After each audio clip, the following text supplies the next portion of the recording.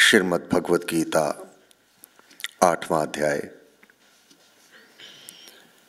हे पार्थ, अनन्य चित वाला जो जन निरंतर नित मुझको स्मरण करता है, उस नित योग युक्त योगी को मेरा मिलाप सुलभ है। मुझको पाकर परम गति को पहुंचे हुए महात्मा जन दुख के घर और सदा ना रहने वाले दूसरे जन्म को नहीं पाते। ब्रह्मलोक तक सभी लोग फिर आने जाने वाले हैं। वहां तक पुनर्जन्म की परंपरा है, परंतु हे अर्जुन, मुझको प्राप्त होकर फिर जन्म नहीं होता। श्री भगवान ने कहा, तुझ निंदा रहत को या फिर परम गोपनीय ज्ञान विज्ञान सहित मैं कहूंगा, जिसको जानकर तू अशुभ से मुक्त हो जाएगा। यह विद्याओं में राज विद्या उत्तम विद्या है। यह उत्तम रहस्य है। यह पवित्र है, श्रेष्ठ है। यह प्रत्यक्ष में अनुभव में आने योग्य है। यह धर्ममय है। यह अविनाशी है और कर्म में लाने में अति सुगम है। हे परंतप, जो जन इस धर्म में श्रद्धा नहीं रखते, वे मुझे ना पाकर मृत्यु और संसार के मार्ग में ही बार बार फिरते रहते हैं। वह ज्ञान यह है कि यह सब जगत मुझ अप्रकट स्वरूप से फैलाया गया है। सब भूत मेरे आश्रित हैं और मैं उनके आश्रय पर नहीं हूं। मुझ में सब भूत नहीं है, ऐसा भी एक प्रकार से कहा जा सकता है, परंतु तू मेरे योग के ऐश्वर्य को देख। मेरा आत्मा प्राणियों को पालने वाला, भूतों का उत्पन्न करता और भूतों में रहता है। जैसे सर्वत्र जाने वाला महान वायु आकाश में स्थित है, ऐसे ही सब भूत मुझ में रहते हैं। ऐसा तू धारण कर। हे कुंती के पुत्र, कल्प के क्षय होने पर सब भूत मेरी ही शक्ति में समा जाते हैं। कल्प के आदि में मैं फिर उनको उत्पन्न करता हूं। ऐसे सभी वचनों में विश्व आत्मा की भाव रूप अभिव्यक्ति का ही प्रकाश है। जैसे यंत्र विशेष पर दूर देश के शब्द स्फुरित हो जाते हैं, इसी प्रकार परमात्मा के धाम की वाणी भी कभी कभी किसी मुख के यंत्र से स्फुरित हो जाया करती है। पार ब्रह्म से एकता प्राप्त करने पर उस परमात्मा के पद का ही वर्णन होने लग जाया करता है। किसी भी देश में किसी समय भगवान की अभिव्यक्ति का होना बुद्धिगम्य, युक्ति युक्त और अनुभवगत वार्ता है। यहां भगवान ने अब तक जो वर्णन किया, अर्जुन को संबोधन किया कि तू अपना धर्ममय कर्तव्य कर्म कर, जीवन मरण के बखेड़े से तो दूर हो जा। क्यों?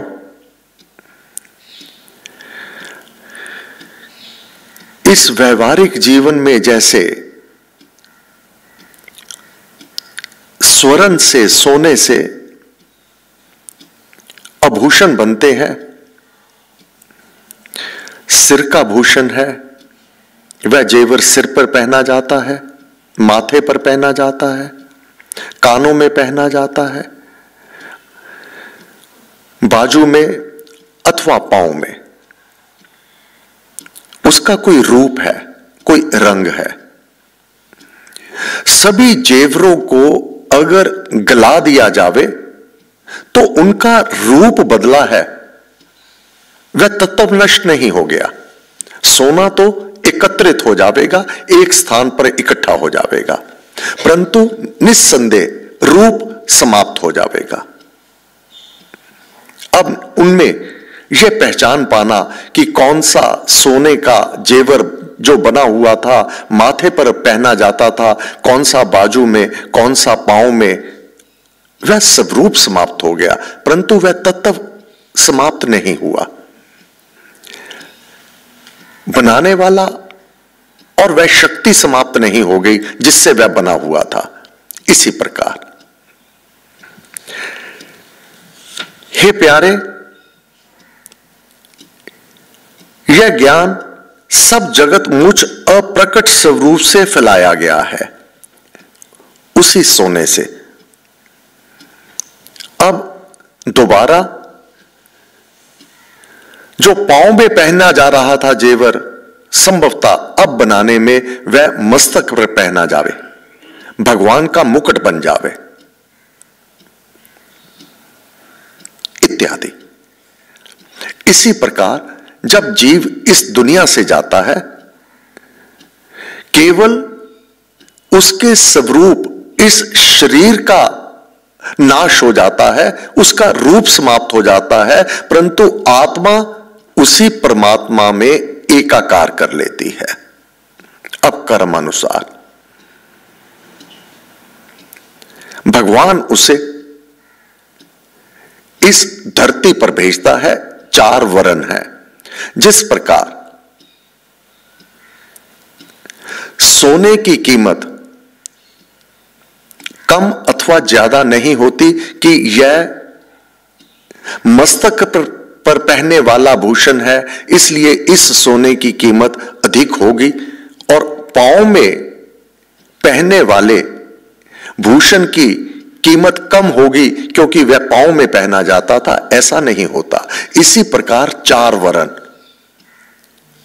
चारों का महत्व एक सा है। ब्राह्मण, क्षत्रिय, वैश्य और शूद्र, इनको कार्य मिला है, इनको रूप, इनको जाति जो दी गई है, इनके स्वभाव के अनुसार दी गई है। इसमें कोई छोटा नहीं है, कोई बड़ा नहीं। जैसे स्वर्ण का मोल एक सा रहेगा, पांव का अथवा मस्तक का, स्वर्ण तो स्वर्ण ही है। इसी प्रकार वह आत्मा, यहां तक भगवान ने कहा सभी जीवात्माएं अमृत हैं, उनके स्वभाव के अनुसार, कर्म के अनुसार उनको चोला दिया गया है, पशु पक्षी, परंतु आत्मा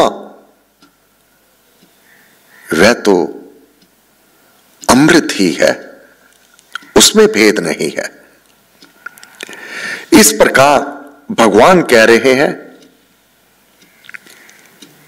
किसी भी देश में किसी समय भगवान की अभिव्यक्ति का होना बुद्धिगम, युक्ति युक्त और अनुभवगत वार्ता है। अपनी शक्ति के आधार से अपनी प्रकृति को आश्रित करके इस भूतों के संपूर्ण समूह को मैं अवश्य बार बार उत्पन्न उत्पन्न करता हूं। हे धनंजय, यद्यपि सृष्टि रचना भी कर्मों से की जाती है। अब यहां पर किसकी क्या स्थिति है, यह उसके कर्म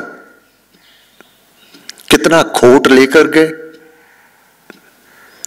और कितनी पवित्रता साथ लेकर गए, उसका मोल उस अनुसार होगा। ग्राम तो 10 ही हैं, 10 ग्राम में 4 ग्राम खोट, 6 ग्राम वह स्वरण, तो मोल तो खोट के अनुसार ही होगा। और अगला जन्म आत्मा परम पावन पवित्र, उसी के अनुसार होगा। हे धनंजय, यद्यपि सृष्टि रचना भी कर्मों से की जाती है, तथापि उन कर्मों में उदासीन की भांति असक्त रहने वाले मुझको वे कर्म नहीं बांधते। मैं उन कर्मों को राग द्वेष से रहित होकर अपने स्वतः सिद्ध स्वभाव से करता हूं, इसलिए निर्लेप बना रहता हूं। अब उन अज्ञानियों को यहां उत्तर मिलता है जो कहते हैं, हे भगवान, तूने हमारे साथ क्या कर दिया। भगवान कहते हैं, निस्संदेह ये सारे जगत की रचना करने वाला मैं हूं, सबका उत्पन्न करता, पालन पोषक भी मैं हूं। अब पिता के लिए संतान तो एक जैसी है, किसी को कम किसी को अधिक पिता तो देता नहीं, वह तो एक समान देता है।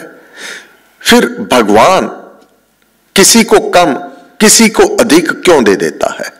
कोई दुखी है, कोई सुखी है, कोई धनवान है, कोई निर्धन है, कोई हष्ट पुष्ट वाला है, कोई रोगी है।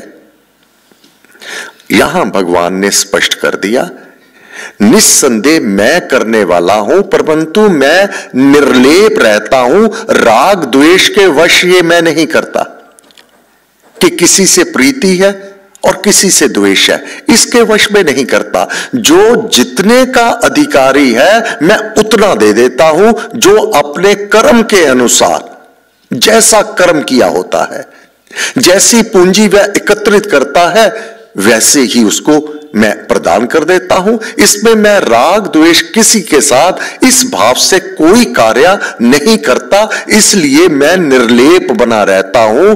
मेरे को कोई दोष नहीं लगता, दोष तो कर्म करने वाले को लगता है, अच्छा अथवा बुरा।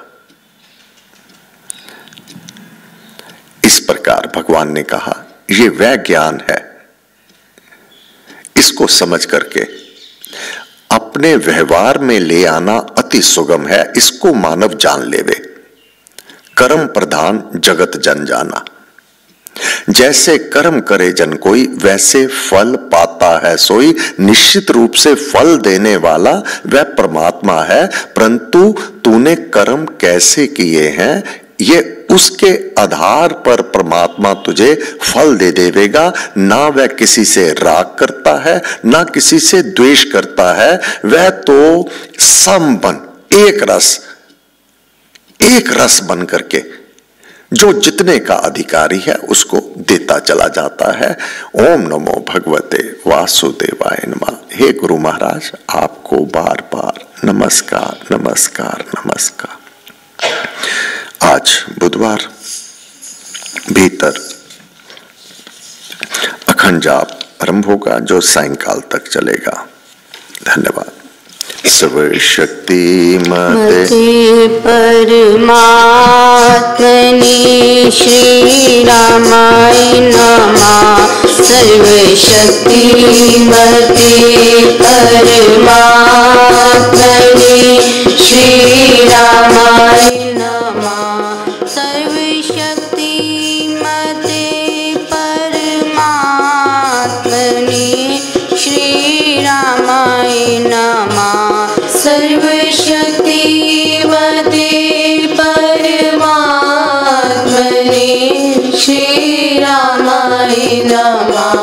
सर्वशक्तिमते परमात्मने श्रीरामाय नमः। सर्वशक्तिमते परमात्मने श्रीरामाय नमः। सर्वशक्तिमते परमात्मने श्रीरामाय नमः। सर्वशक्तिमते परमात्मने श्रीरामाय